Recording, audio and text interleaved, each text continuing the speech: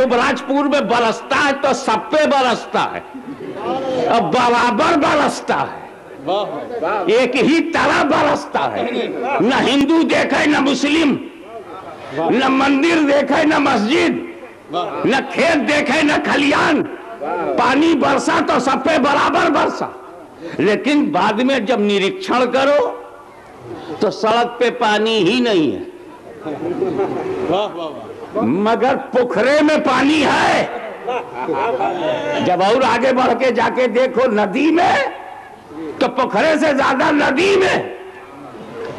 और जब कलकत्ता के किनारे देखो समंदर में, तो बहुत ज्यादा पानी।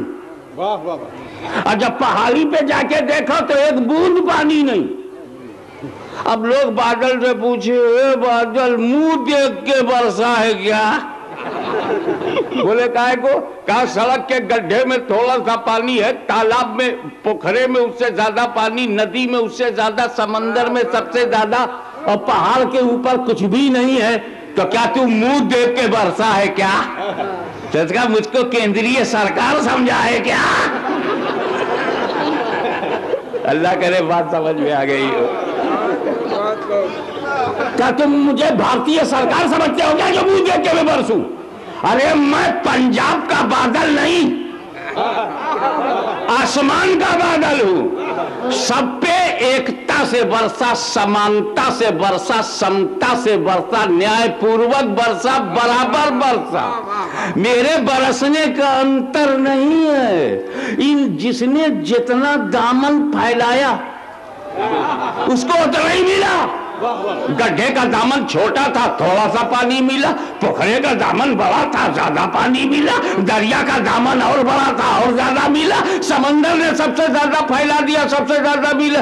पहाड़ी तो गर्व से कहती थी, गर्व से कहो कि हम, गर्व से कहो कि हम पहाड़ी हैं, गर्व से कहो कि हम पर्वत हैं। वो सीना तान के अकड़ गए, घमंड से सीना तान दिया, दामन फैलाए नहीं, जितना पड़ा सब बह गया, उसे कुछ मिला ही नहीं। कि ये मेरे देने का अंतर नहीं है, लेने वालों के लेने का फर्क है। सुभान अल्लाह, लेने वालों का लेने का फर्क है। इसी तरह बिला तशबीह मेरा पैगंबर अबरे करम बनकर घटा छाकर बरसा, सब पे बराबर बरसा। अली ने अपना दामन फैलाया, वो भर गया। उस्मान गनी ने अपना दामन फैलाया, वो भर गया। फारूक आजम ने उससे ज्यादा फैला दिया। सिद्दीक अकबर ने सबसे ज्यादा फैला दिया, सबसे ज्यादा मिल गया। अबू जहल पहाड़ की तरह घमंड में खड़ा रह गया, एक बूंद नहीं मिला।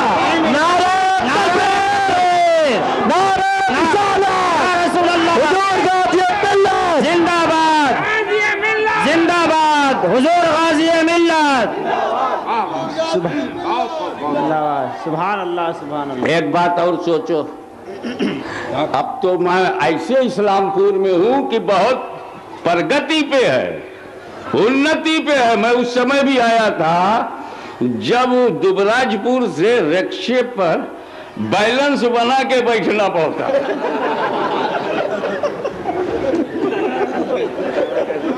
और कमरुल जो है वो रक्षा पकड़े पकड़े पैदल लौटता था। अब तो ऐसी सड़क है कि बेधड़क, क्या करेगा ट्रक, बढ़िया है सड़क, चाय पियो बेधड़क। आज ये सूरत हाल है। बड़ी तरक्की पे सुना, हज का भी टावर लगा है, BSNL का भी टावर लगा है, टावर ही टावर लग रहे हैं। वो 2 टावर क्या गिरे कि भारत में कई टावर बन गए। क्या बात है, सुभान अल्लाह सुभान अल्लाह, बहुत सुभान अल्लाह सुभान अल्लाह। इसका मतलब ये है कि बंगाल ज्यादा समझदार हो गया है। अरे बंगाल समझदार नहीं होता तो अपना दादा पीर बंगाल का कहा होता। सुभान अल्लाह,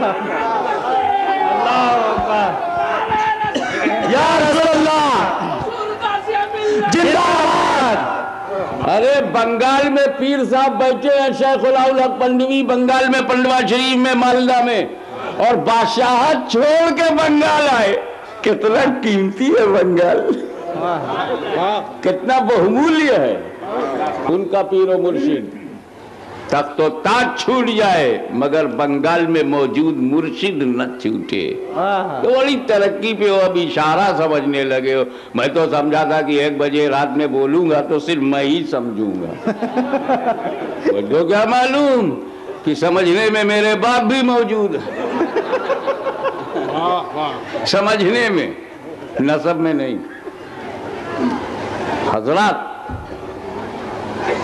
तो अब हम यहाँ वो मिसाल दे सकते हैं, जब वो आज से 15 साल पहले एक मोबाइल पहली बार आया था, इनकमिंग का 15 रुपया देना पड़ता था, आउटगोइंग का 25-30 रुपया होता था। तो वो मोबाइल इतना मोटा, लंबा, भारी कि जेब में रखने के बजाय झोले में रखो। उसमें व्यवस्था ये थी कि आपको आउटगोइंग आप बात बाहर कर सकते हो और दूसरे की बात सुन सकते हो। ये पहला मोबाइल था जब भारत में उसका परिचय हुआ, इंट्रोड्यूस हुआ। उसके बाद फिर दूसरा मॉडल आया। बोले ये 2 बातें जो पुराने में है वो इस नए में भी है, मगर एक खास बात ये है कि इसमें तुम मैसेज भी दे सकते हो। फिर तीसरा मॉडल आया। मॉडल तीसरा ऐसा आया कि इसमें तुम फोटो भी खींच सकते हो। जो पुराने मोबाइल में वो सब इसमें है, मगर नई बात यह है कि फोटो भी खींच सकते हो। फिर एक और नया मॉडल आया और बोले कि जो सारी बातें हैं, 4-5 खास बातें, वो भी इसमें है, मगर नई बात यह है कि इंटरनेट पे लगा भी सकते हो। आप देख रहे हैं हर नया मोबाइल पुराने मोबाइल का दुश्मन नहीं है, उसका विकसित रूप है, उसकी तरक्की है, उसकी प्रोग्रेस है, दुश्मनी नहीं है। तो हर नई चीज में पुरानी चीजों के सारे गुण होते हैं, मगर जो नए में गुण है वो पुराने में नहीं होता। बिला तशबीह इस्लाम नवीनतम धर्म है, लेटेस्ट है, वो पिछले धर्मों का दुश्मन नहीं। आदम के दिन, नूह का दिन, मूसा का दिन, ईसा का दिन, उसका ये दुश्मन नहीं है, बल्कि उसकी विकसित रूप है, उसकी तरक्की है।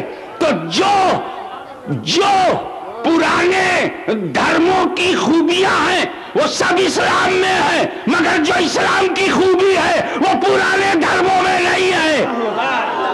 इसलिए भारत के बुद्धिजीवियों, अगर धर्म लेना है तो पुराने धर्मों को मार्केट से निकालकर इस नए धर्म को कबूल कर लो, क्योंकि इस्लाम में तमाम भलाई ही भलाई है। ये सारे धर्मों का निचोड़ है, सारे धर्मों की खूबी अपने दामन में समेटे हुए हैं। इस्लाम लेटेस्ट रिलीजियन है।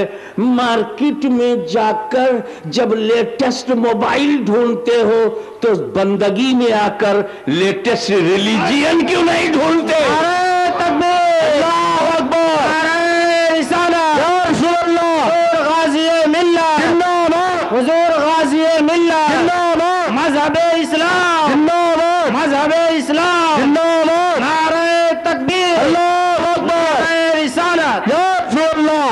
देखिए, अगर मैं पूछूं आपका क्या रिलीजियन है, व्हाट इज योर रिलीजियन, किसी अमेरिकी से, किसी ब्रिटिश नागरिक से मैं पूछूं योर रिलीजियन, कहेगा आई एम क्रिश्चियन। अब क्रिश्चियन की मीनिंग क्या है? ईसाई हूं, तो ईसाई का मतलब ईसा का पैरो। लेकिन हम मोहम्मदन नहीं है, हमारा नाम मोहम्मदन नहीं है, हमारा नाम कुरान ने मुस्लिम रखा है, और मुस्लिम बना है इस्लाम से, और इस्लाम का अर्थ है शांति। शांति, शांति, खुदा के सामने संपूर्ण आत्मसमर्पण, total surrender to Allah Almighty, तो खुदा के सामने आत्मसमर्पण कर देना, सृष्टि के रचयिता के समक्ष आत्मसमर्पण, शांति शांति। अरे जब धर्म ही का नाम शांति हो तो वो धर्म आतंकवादी कैसे होगा?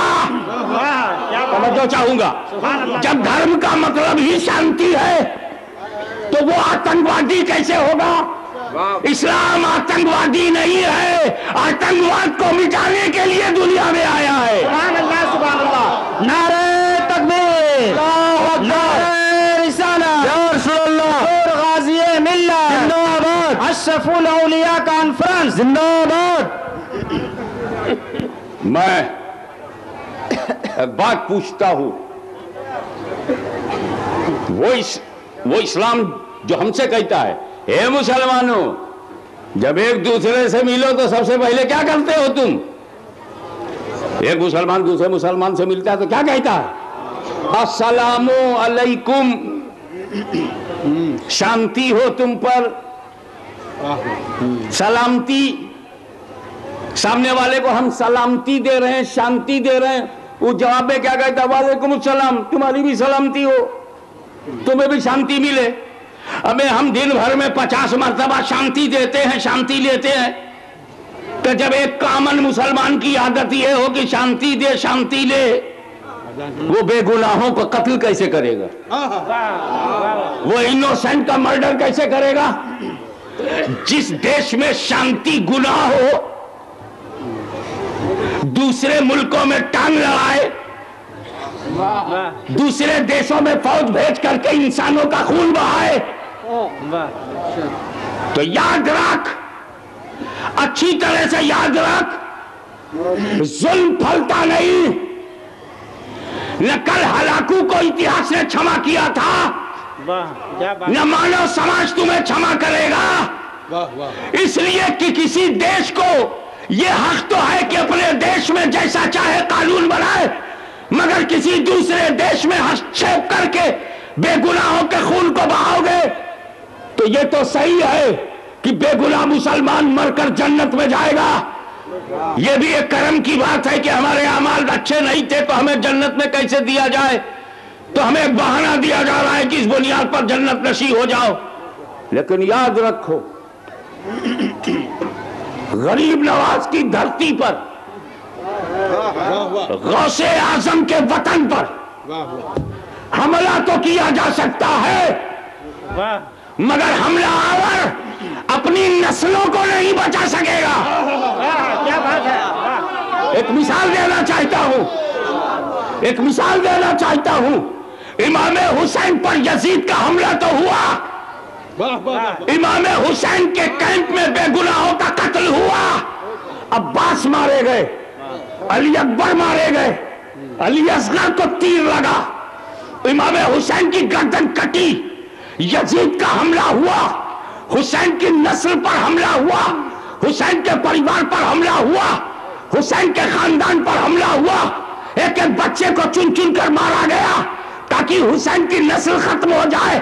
मगर दुनिया गवाह है कि हुसैन की नस्ल पूरी दुनिया में छा गई, यजीद की नस्ल खत्म हो गई, यजीद की औलाद खत्म हो गई। ये गौसे आजम का घराना है, ये गरीब नवाज का घराना है। यहां तुम्हें हमला करने की तो इजाजत मिलेगी, मगर तेरी नस्ल खत्म हो जाएगी। जो कोई भी सादात के शहर पर हमला करेगा, उसका मुंह बेटे का चेहरा देखने के लायक नहीं होगा।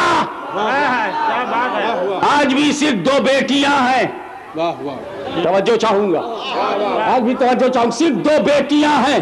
एक शराब के केस में पकड़ी गई, शराब की हालत में टैक्सी चलाती ही पकड़ी गई। अभी जुल्म पूरा नहीं हुआ, कुदरत ने इंतकाम लेना शुरू कर दिया, चिराग बुझ गया। तो जैसे जैसे हुसैन पर जुल्म होता जाएगा, यजीद की नस्ल मिटती जाएगी। जैसे जैसे गौसो ख्वाजा पर हमला शुरू होगा, हमलावर की भी नस्ल मिटती चली जाएगी। ये कुदरत का इंतकाम है। लेकिन याद रखना, इस्लाम इस्लाम शांति का धर्म है। एक मिसाल और दूंगा। आपके घर के बगल में कोई घर हो और खाली दीवार का झगड़ा हो तो 25 साल मुकदमाबाजी होती है।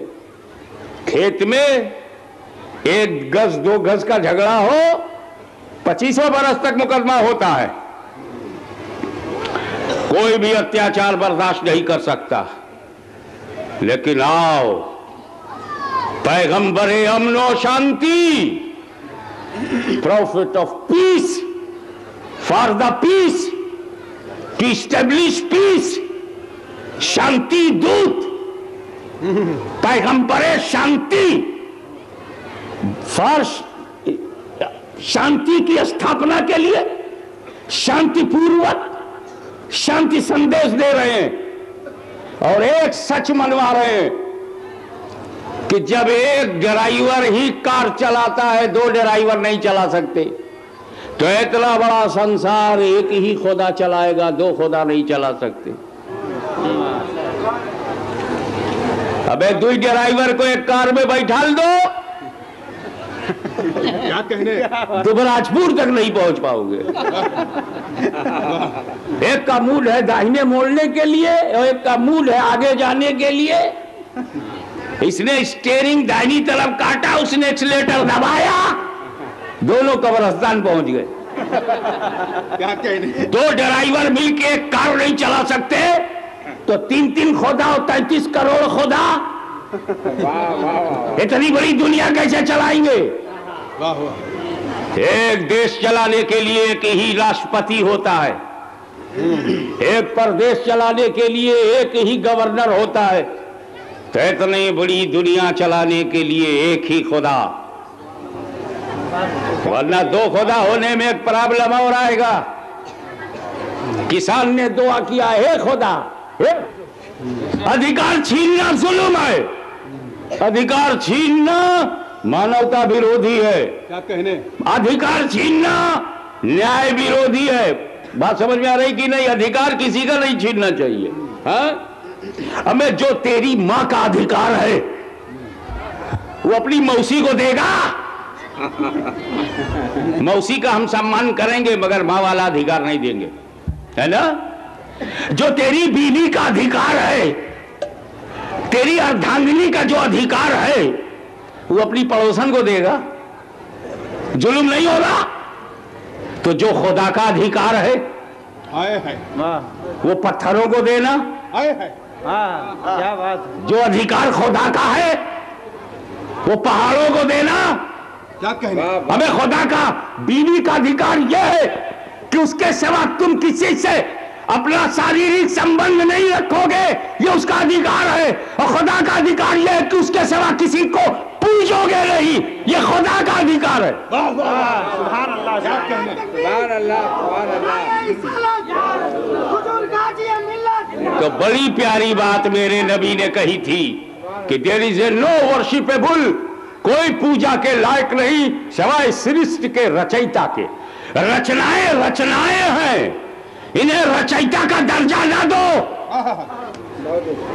मखलूक मखलूक है, खालिक का दर्जा ना दो। क्रिएशन क्रिएशन है, क्रिएटर का दर्जा ना दो। बड़ी प्यारी बात कही थी। मगर अत्याचार शुरू हो गया। जैसे नबी ने यह सत्यवाणी बोली कि अल्लाह के सिवा कोई पूजा के लायक नहीं है, तो ये अत्याचार शुरू हो गया। राहों में कांटे बिछाए गए, पैगंबर को पत्थरों से मारा गया, अल्लाहु अकबर, कारोबार का अधिकार छीन गया, स्वतंत्रता, विचार की स्वतंत्रता, बोलने की स्वतंत्रता, जीवन शैली की स्वतंत्रता, आत्मचिंतन की स्वतंत्रता, अपने विचारों को प्रकट करने की स्वतंत्रता सब नबी से छीन ली गई। अत्याचार इतना बढ़ा कि 2.5 साल तक शाबे अबी तालिब में हाउस अरेस्टेड, जेल बना दिया गया। न पानी का कोई कतरा जा सकता था, पानी की एक बूंद नहीं जा सकती, एक दाना नहीं जा सकता, एक चावल नहीं जा सकता, एक गेहूं नहीं जा सकता। इतना अत्याचार का पहाड़ मेरे नबी के सर पर गिराने की कोशिश की गई। अल्लाह ताला ने हुक्म दिया, ए नबी, ये मक्का तो अत्याचार से भर गया है, आप मदीना चले जाइए। मेरा नबी मदीने गए, मदीने चले गए। जब रसूल मक्के से मदीना जाने लगे तो साथ में दो, रसूल पाक, सिद्दीक अकबर, ओनली टू। मक्के से निकले दो, गारे सौर में पहुंचे दो, 3 दिन रहे गारे सौर में दो, वहां से निकल के मदीना पहुंचे दो, मक्के से मदीना दो, और 10 साल के बाद, आफ्टर 10 years, 10 साल के पश्चात जब नबी मदीने से मक्का आए तब साथ में 50,000, तवज्जो, क्या कहने, मक्के से मदीने गए तो 2, 10 साल बाद पलटे तो 50,000। पूरे मक्का की रिजिम बदल गई, हुकूमत बदल गई, बुत बदल गए, काबा साफ हो गया, मक्का पाक हो गया, हुकूमत बदल गई। बू जहलियों, बू लहबियों, कुफारे कुरैश की रिजिम बदल दिया, मेरे नबी ने रिजिम बदल दिया। एक ये साम्राज्यवादी ताकतें, सुपर पावर बनने वाली ताकतें, ये दूसरे देश में फौज भेजकर जब रिजिम बदलती है, हुकूमत बदलती है, तो लाखों लोग बेगुनाह मारे जाते हैं, सड़कों पे इंसानों का खून बहता है, दवाएं बच्चों को नहीं मिलती, दूध के लिए बच्चे तरस रहे हैं, दवाओं के लिए मरीज तरस रहा है, हॉस्पिटल में बेड नहीं है, सड़कों पे इंसानियत चीख रही है, मानवता रो रही है, आदमीयत तड़प रही है। एक ये हुकूमत बदलते हैं तो पूरा मुल्क दहशत ज़दा हो जाता है, आतंक ही आतंक पूरे देश में फैल जाता है। साम्राज्यवादी ताकतें जब किसी हुकूमत को बदलती है तो इंसानों का खून बह जाता है। मगर मेरे नबी ने मदीने से चल के जब मक्के में हुकूमत बदली तो एक बूंद खून किसी का नहीं निकला, किसी का पसीना नहीं निकला, किसी का घर नहीं जला, किसी को अस्पताल नहीं जाना पड़ा, इसलिए कि इस्लाम बदले का धर्म नहीं, इंतकाम का धर्म नहीं, दया का धर्म है, क्षमा का धर्म है। नारे तकबीर, नारे रिसालत, हुजूर गाज़ी मिल्लत, हुजूर गाज़ी मिल्लत, नारे तकबीर, नारे रिसालत। एक टुकड़ा और पेश करूंगा। हम भारतवर्ष वाले हैं और हर एक के प्रति सम्मान रखते हैं। हम जिन बातों को नहीं जानते उन पर अपना विश्वास व्यक्त नहीं करते, लेकिन अगर कोई विश्वास करता है तो उसके विश्वास को हम उसी के नाम से बयान करते हैं। जैसे हमारे देश के बहुसंख्यक, अल्लाह करे इशारा समझ में आ गया हो, हमारे देश के बहुसंख्यकों की मान्यता यह है कि वो मर्यादा पुरुषोत्तम थे। उनकी मान्यता क्या है कि वो मर्यादा पुरुषोत्तम थे, उनके चरित्र में मर्यादा थी। यही कारण है कि अपनी मर्यादा को निभाने के लिए 14 बरस का वनवास स्वीकार कर लिया। अब बात समझ में आ रही है मैं कहां की कर रहा हूं? अपनी मर्यादा को निभाने के लिए, अपनी माता की इच्छा की पूर्ति के लिए उन्होंने 14 बरस का वनवास ले लिया। ये उनकी मान्यता है, मुझे ज्यादा विशेष ज्ञान इस पर नहीं है, इसलिए मैं अपना विश्वास तो प्रकट नहीं कर सकता, परंतु जो हमसे कहा गया है, हमने सुना है, उसकी छत्र छाया में उनके बखौल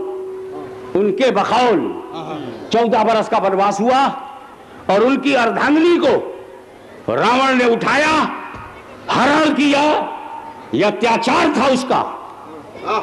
यह मानवता बर्दाश्त नहीं करेगी कि किसी की बीवी को बेगुनाह उठा लिया जाए, क्या कहने, किसी की अर्धांगिनी को बगैर गुनाह के अकारण उठा लिया जाए। अरे कारण भी हो तो नहीं उठाना चाहिए, बल्कि उसके पति से बात करना चाहिए। औरत की इज्जत पर हाथ डालना ये ना इस्लाम बर्दाश्त करेगा, ना हमारी संस्कृति इसे स्वीकार करेगी, ना हमारा कल्चर उसे बर्दाश्त करेगा। इंसानियत के खिलाफ है। किसी की बीवी को उठा ले जाना, लेकिन वो उठा ले गया, ये उसका अत्याचार था, लंका ले गया। अब अपनी बीवी को इज्जत के साथ वापस लाना ये उनका धर्म था, और अब और जो अत्याचार उन पर किया गया उसके कारण वो अपनी बीवी को इज्जत के साथ वापस लाए, ये उनका लक्ष्य होना चाहिए। उन्होंने ऐसा किया, नतीजा यह है कि अपनी बीवी को पाने के लिए लंका में आग लगा दी गई, लंका दहन हुआ। बोलो हुआ कि नहीं? लंका दहन हुआ कि नहीं? एक ही जुल्म था, बीवी को उठा ले जाना। इस एक जुल्म के जवाब में पूरी लंका को जला दिया गया, और मेरे नबी पे हर किस्म का जुल्म किया गया। मेरे पैगंबर पर बेटी पे पाबंदी, बीवी पे पाबंदी, उन पर पाबंदी, सहाबा पे पाबंदी, भूखा प्यासा रखना, पत्थरों से मारना, हर प्रकार के अत्याचार नबी पर किया। लेकिन जब नबी ने मक्के पर कब्जा किया तो लंका दहन की तरह मक्का दहन नहीं हुआ। क्या बात है? लंका दहन की तरह मक्का दहन नहीं हुआ।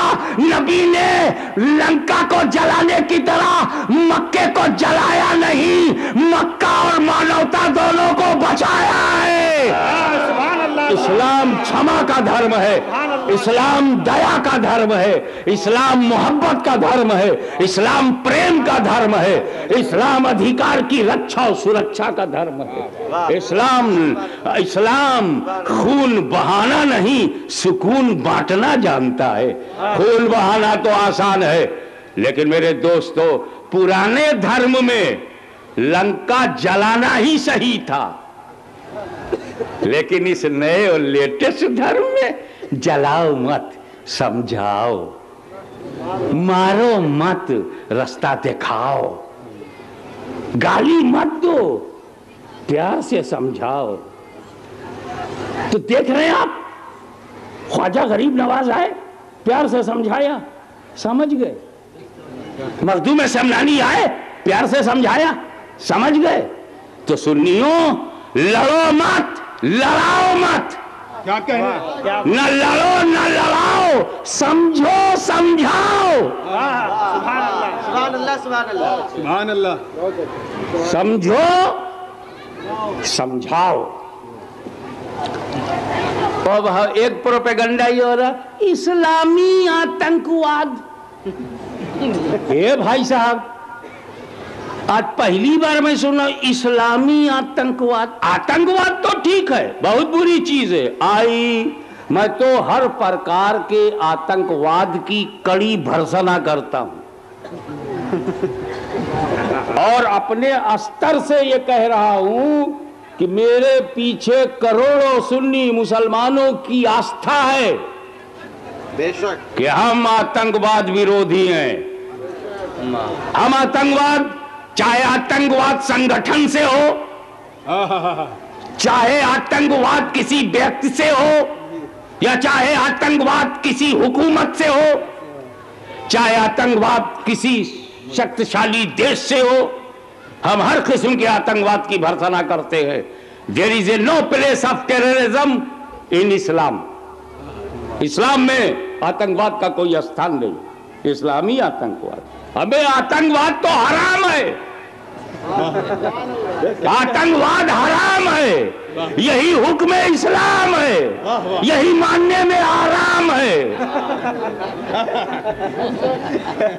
आतंकवाद हराम है। एक बात बताइए, इस्लाम में शराब हराम है कि नहीं? बोलो भाई। शराब खाना, जोर से बोलो, शराब खाना। अबे तो जब इस्लाम में शराब खाना हराम है तो कोई ये कहेगा इस्लामी शराब खाना? अबे जब शराब खाना इस्लाम में नहीं है तो इस्लामी शराब खाना कैसे होगा?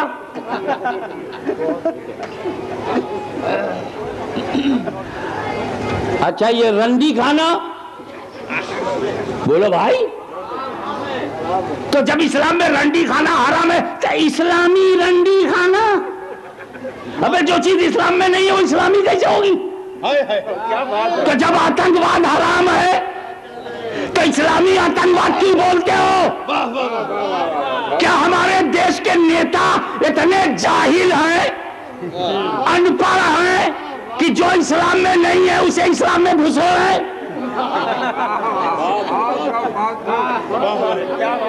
अरे कहने ही का शौक है तो अमेरिकी आतंकवाद कहो, यहूदी आतंकवाद कहो।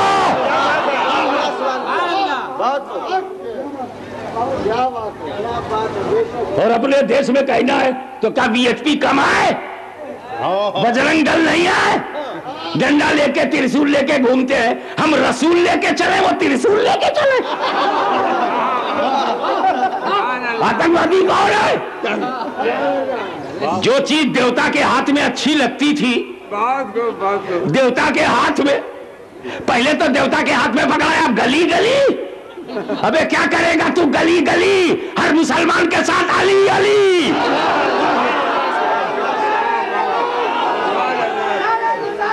या रसूल अल्लाह, जिंदाबाद जिंदाबाद, सुभान अल्लाह सुभान अल्लाह। देखो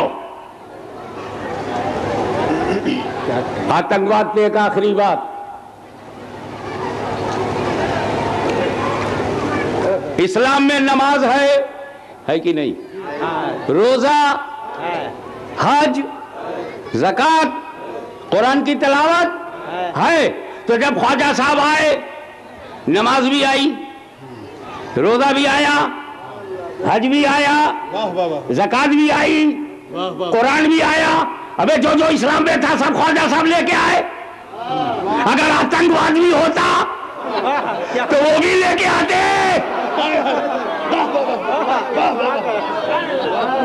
मखदूम शमलानी से आए, पूरा इस्लाम लाए, नमाज लाए, रोजा लाए, हज लाए, ज़कात लाए, शरीयत लाए, तरीकत लाए, मारिफत लाए, हकीकत लाए। अरे जो इस्लाम में था सब लाए। आतंकवाद होता तो वो भी लेके आते। तकी चौथे में मखदूम साहब आतंकवाद न लावे, अजमेर में गरीब नवाज न लावे, पंडवा में शेख उल-औलाद न लावे। मुझे बताओ कि दिल्ली में महबूब इलाही आतंकवाद न लावे, तो जो इस्लाम वाले हैं वो तो आतंकवाद लाए नहीं। वाह वाह वाह। तो फिर ये माल किसका है? कहीं अमेरिका ने तो नहीं बांटा है? पहले पाला, पोसा, हथियार दिया, बढ़ाया, कब्जा कराया, काबुल में बिठाया, उसके बाद आतंकवाद कहलाया। परवरिश तो आप ही की है, ट्रेनिंग तो आप ही की है, नालायक है मगर बच्चे आप ही के हैं। क्या कहने? सुभान अल्लाह सुभान अल्लाह। एक और स्पष्ट बात मैं आके राजनीति के क्षेत्र में जन सेवा करने वालों की भावनाओं का आदर करते हुए उनके समक्ष भी एक बात रखना चाहूंगा कि भारत की धरती पर दो प्रकार के मुसलमान अंदर आए हैं। दो किस्म के मुसलमान विदेश से देश में आए हैं। बाहर से आने वाले दो किस्म के मुसलमान हैं, दो प्रकार के हैं। There are two kinds of the Muslims who came on the earth of India from abroad. विदेश से भारत में आने वाले दो किस्म के मुसलमान हैं।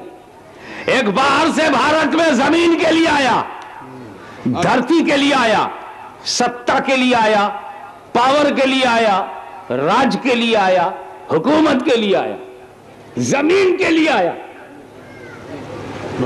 जब जमीन के लिए आया तो फौज लेके आया, तोप खाना लेके आया, बंदूक लेके आया, हथियार लेके आया और घुस के इब्राहिम लोदी से लड़ा, दिल्ली कब्जा किया, राणा सांगा से लड़ा, आगरा में कब्जा किया, मुगल इंपरर की बुनियाद डाली। तो बाहर से आने वाले एक वो थे जो जमीन के लिए आए। भारत में बड़ी तवज्जो से सुनिएगा, बहुत कीमती बहुमूल्य बात कहने जा रहा हूं। भारत में आए, जमीन के लिए आए, और दूसरा भारत में दीन के लिए आया।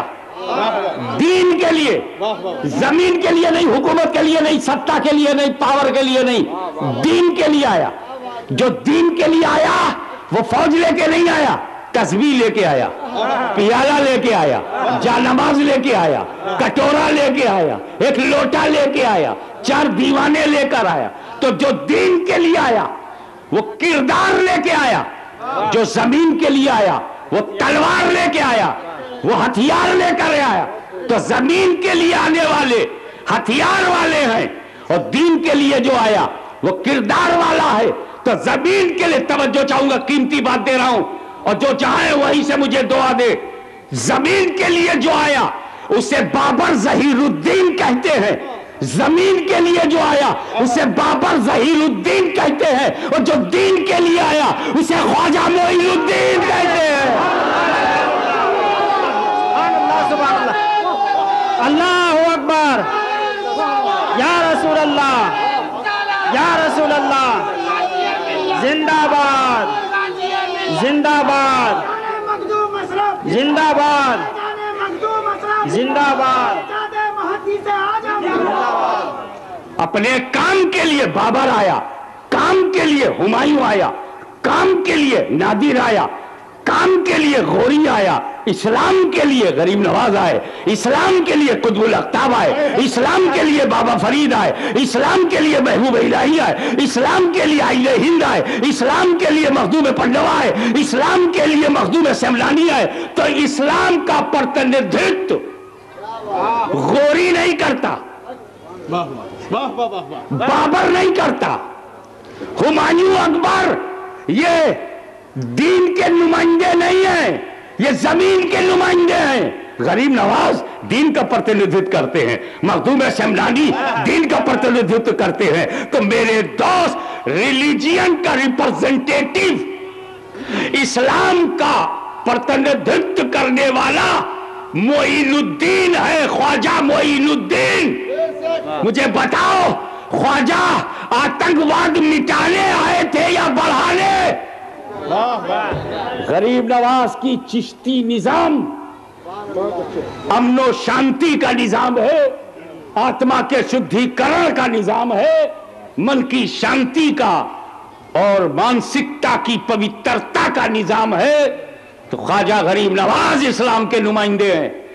मैं हार्डलाइनर्स को, कट्टरपंथियों को, कश्मीर से कन्याकुमारी तक धार्मिक उन्माद फैलाने वालों को चुनौती देता हूं कि सच बोलना सीखो।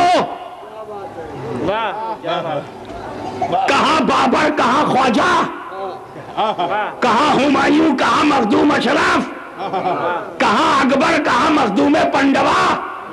इस्लाम शांति का धर्म है और महान शक्तियों ने, आध्यात्मिक शक्तियों ने इसे फैलाया है। अगर इस्लाम तुम्हें देखना है तो किचौछा के दरबार में आ,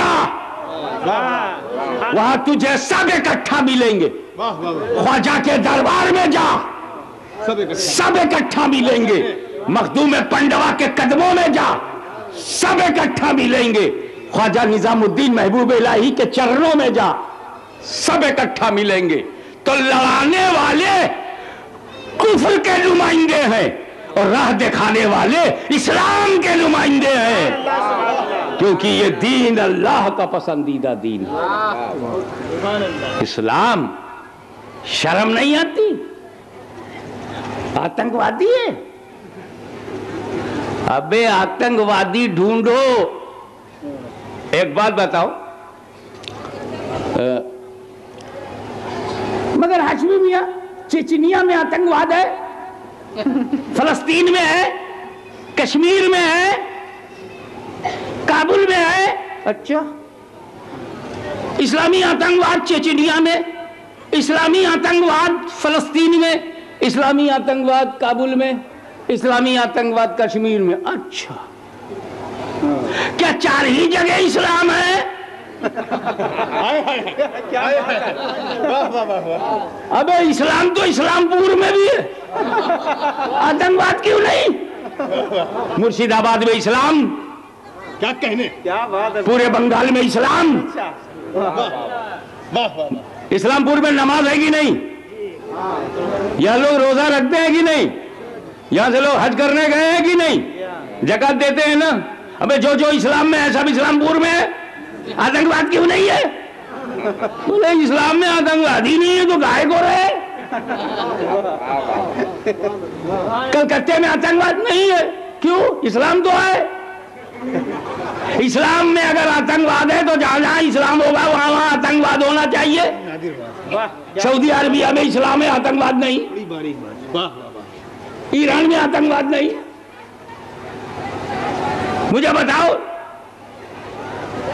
पूरे भारत में, आसाम में, त्रिपुरा में, मेघालय में इस्लाम है, आतंकवाद नहीं है। तो ये इस्लाम की पैदावार तो है नहीं। अगर इस्लाम आतंकवाद की जन्मदाता होता तो जहां जहां इस्लाम वहां वहां आतंकवाद होना चाहिए। बीरभूम बचा कैसे? बोलपुर बचा कैसे? सैथिया बचा कैसे? सैथिया में इस्लाम है, आतंकवाद नहीं है। रानीगंज में इस्लाम है, आतंकवाद नहीं है। अंडाल में इस्लाम है और आतंकवाद नहीं है। तब तेरे बाप को भी मानना पड़ेगा कि इस्लाम के पेट से आतंकवाद नहीं निकला है, ये अत्याचार के पेट से निकला। अबे 4 ही जगह अत्याचार हुआ है, 4 ही जगह लोगों ने हथियार उठाया। अच्छा, आप इस्लामाबाद में शांति से रह रहे हैं, मेरी दुआ है, आशीर्वाद है कि आप लोग शांति से रहो। शांति ही में तो हमारे धर्म के फैलने का अवसर है। शांति नहीं रहेगी तो शांति वाला धर्म फैलेगा कैसे? शांति से रहो, ये मेरी दुआ है कि आप लोग बिल्कुल शांति से रहिए, है ना? अच्छा, 25 डाकू हथियार लेकर एक सेठ के घर में घुस गए। सेठ कारोबारी आदमी था, उसके बच्चे को गोली मार दी, उसकी बीवी को गोली मार दी। जब सेठ ने देखा कि मेरे सारे बच्चे मार दिए गए तो सेठ ने भी बंदूक उठा ली और डाकुओं में से 4-5 डाकुओं को मार दिया, खुद भी मर गया। तो क्या सेठ आतंकवादी था?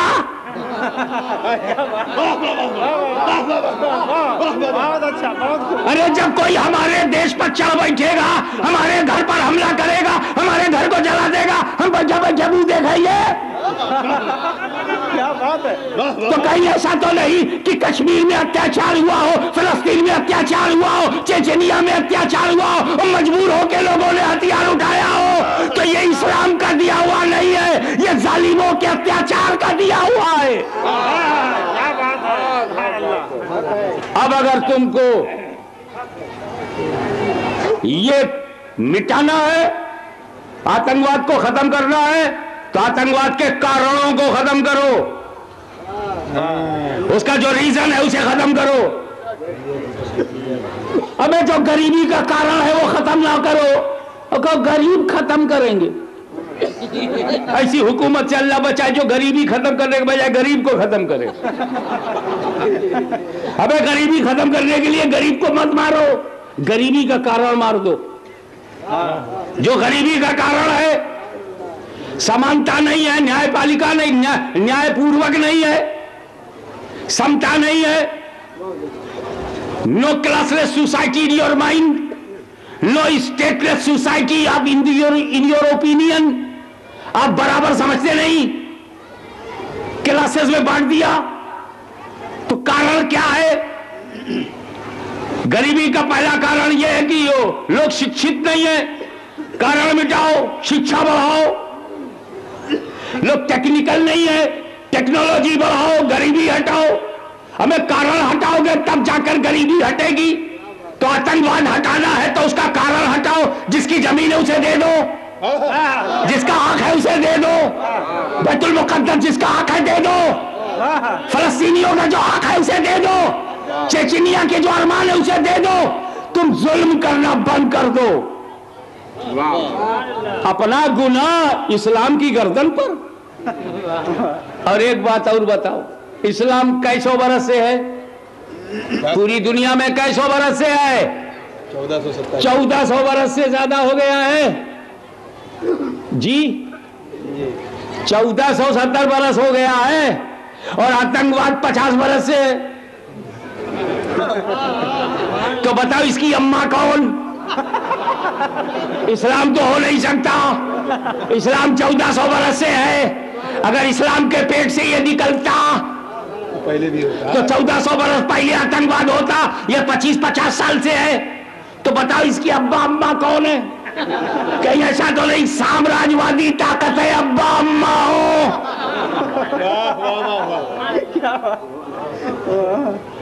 याद रखो, जिस दीन में अत्याचार होगा, जिस धर्म में मूल अधिकारों का हनन होगा, जिस धर्म में अन्याय होगा, जिस धर्म में छुआछूत होगा, जिस धर्म में ऊंच नीच होगा, जिस धर्म में रंग का भेद होगा, जिस धर्म में जात पात होगी, वो धर्म मनुष्य का धर्म तो हो सकता है, वो खुदा का धर्म नहीं हो सकता। इसीलिए ये मुसलमानों तुम्हारी खुशनसीबी है कि तुमने बंदों के पसंद धर्म को स्वीकार नहीं किया, बल्कि खुदा के पसंद मजहब को इख्तियार किया है। इन्ना दीना इंदल्लाहिल इस्लाम। सुभान अल्लाह सुभान अल्लाह। वाह वाह। एक बात याद रखो, मैंने इस माइक को पसंद किया है तो जब तक मैं हूं ये माइक कोई हिला नहीं सकता। मैंने, मेरे बाप ने ये जामिया अशरफिया रिजविया को पसंद किया, हुजूर शेखुल इस्लाम ने पसंद किया। जब तक शेखुल इस्लाम का साया रहेगा, दुनिया इधर से उधर हो जाए, अशरफिया रिजविया का कुछ नहीं बिगड़ेगा। और दुनिया ने देखा कि लोग बहुत मेहनत की, अशरफिया रिजविया लड़ा दो। ये मिला था, मिला है और इंशाअल्लाह मिला रहेगा। इसलिए कि रिजविया नाम है अहमद रजा पर, अशरफिया नाम है मखदूम अशरफ पर। और खानदान अशरफ सैयदों का खानदान है, आले रसूल है, और अहमद रजा मुहिब्बे रसूल है, मुहिब्बे आले रसूल है। हमें सैयदों को इतना बड़ा पक्का प्योर आशिक मिलेगा ही नहीं। हम पागल हैं कि अपने आशिक से लड़ें, और बस समझ नहीं है। हमें पीर मुरीद से तो लड़ता नहीं, कहीं छटक ना जाए। पीर साहब आजकल मुरीदों से डरते हैं। पहले मुरीद डरता था कहीं पीर बदुआ ना दे दे, अब पीर डरता है कहीं ये हाथ ना बदल दे।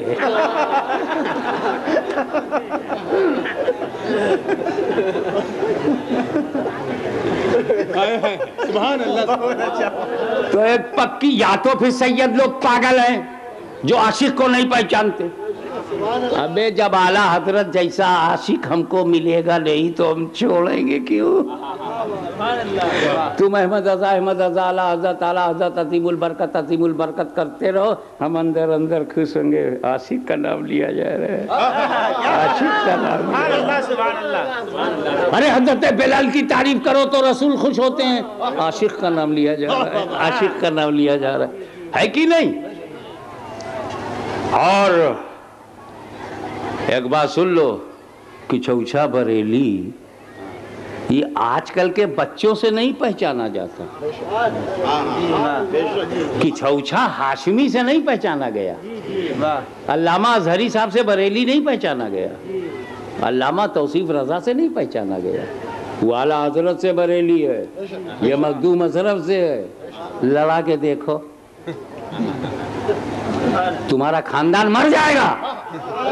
मखदूम अशरफ को आला हजरत से नहीं लड़ा सकते, नहीं लड़ा सकते ना, तो काहे मर रहे हो? अबे तुम क्यों पत्थर से दूध निकालते हो? एक गाय ले आओ,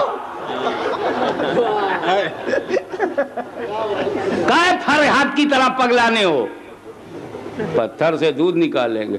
अबे पत्थर में दूध डालने की तो खबर है, दूध निकालने की खबर तो अभी तक आई नहीं।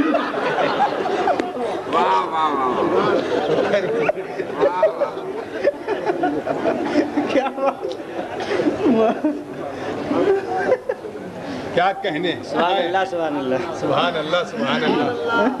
तो आले रसूल और आशिक़े रसूल कभी टकराएंगे नहीं। बेशक। इसलिए जितना आला हज़रत का परचम बुलंद होता जाएगा, परचम पर लिखा हुआ लोग पढ़ेंगे, तेरी नस्ल पाक में है बच्चा बच्चा नूर का, तू है ने नूर, तेरा सब घराना नूर का। अल्लाह अकबर या रसूल अल्लाह या रसूल अल्लाह। सुभान अल्लाह सुभान अल्लाह। मक्का मदीना वाले अरे भाई तकरीर में कहीं ना थोड़े पढ़ी जाती है, पहले पढ़ लो। बंगाल में चलता है। हाँ, वो असल में बंगाल में बन भी है और गाल भी है। और जब गाल जंगल में मिले, बन में मिले तो बंगाल हो जाए। लेकिन हजरत, इस्लाम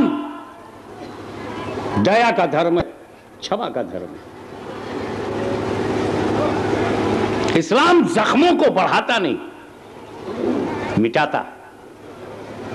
इस्लाम अंगूर की खेती है। इस्लाम अंगूर की खेती है। यही अंगूर है, जब काटोगे इसकी शाखाओं को तो फल बढ़ेगा।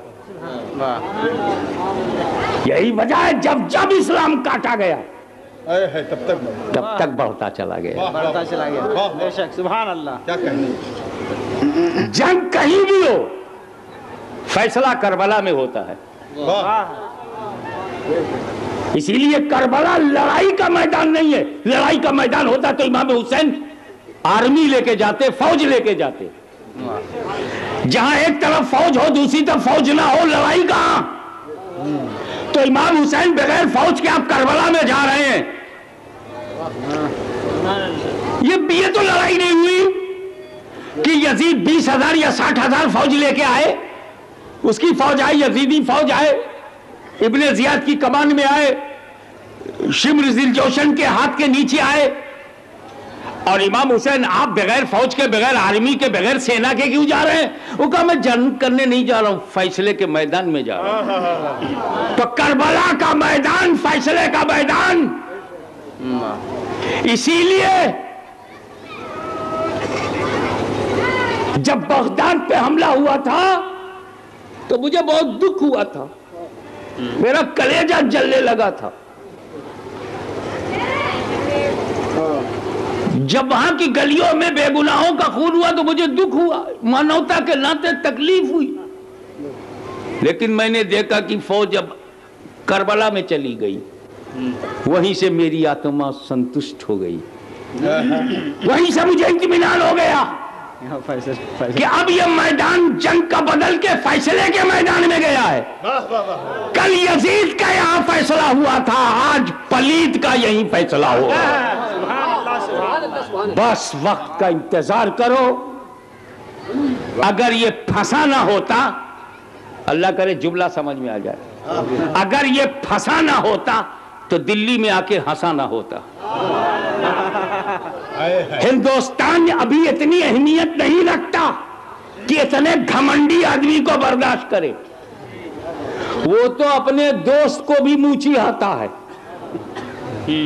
जिसे दोस्त बनाया, जिसकी मदद से गिरफ्तारियां की, उसे मुंह दिखा के चला गया, ये हमको इतनी लिफ्ट क्यों दिया, फंसा है। पैर दलदल से निकालने की तरकीब सोच रहा है। इसीलिए हमारे देश के सेकुलर फोर्सेस ने यह फैसला ले लिया था कि हम कभी भी ऐसी शक्तियों को प्रोत्साहन नहीं दे सकते जो शांति भंग करते हो, मानवता विरोधी हो, जो बेगुनाहों का कत्ल करते हो। ऐसी किसी शक्ति का सम्मान करना भारत की मर्यादा के विरुद्ध है। क्या कहने। ये बात जो अचानक उनके मुंह से बेलय क्या सोच के कहा मैं नहीं जानता, लेकिन ये बिल्कुल इस्लामी दृष्टिकोण है कि इस्लाम न किसी जालिम से दोस्ती कर सकता है न जुल्म से। वो जालिम को भी रोकता है और जुल्म को भी रोकता है। मेरे दोस्तों, इस्लाम के पास आज जो कुछ है वो 1400 बरस से उसके पास है। आध्यात्मिक शक 1400 बरस से है, शरीयत व तरीकत 1400 बरस से है, मार्फत व हकीकत 1400 बरस से है, आत्मिक दृष्टिकोण 1400 बरस से है, आत्मा का शुद्धिकरण 1400 बरस से है, मानवता को प्रोत्साहित करना 1400 बरस से है, अमन की शांति की स्थापना 1400 बरस से है, मानसिकता की पवित्रता 1400 बरस से है। अगर आतंकवाद इस्लाम का अंश होता तो 1400 बरस से यह होता। मगर मेरे दोस्त, आतंकवाद अत्याचारियों के पेट से, आतंकवाद अत्याचारियों के गर्भ से जन्म लेने वाला भूत है। इसको कल भी इस्लाम ने जलाया था, आज भी इंशाअल्लाह इस्लाम ही जलाएगा, कब सुबह कयामत तक ये जलता रहेगा। इस्लाम न सिर्फ इसलिए कि जिंदाबाद, बल्कि इसलिए कि इस्लाम ही वो धर्म है जिसके बाद कोई धर्म आज तक आया नहीं। कुरान ही वो किताब है जिसके बाद आज तक कोई किताब नहीं आई, और मेरा पैगंबर वो आखिरी पैगंबर है जिसके बाद कोई पैगंबर नहीं आया।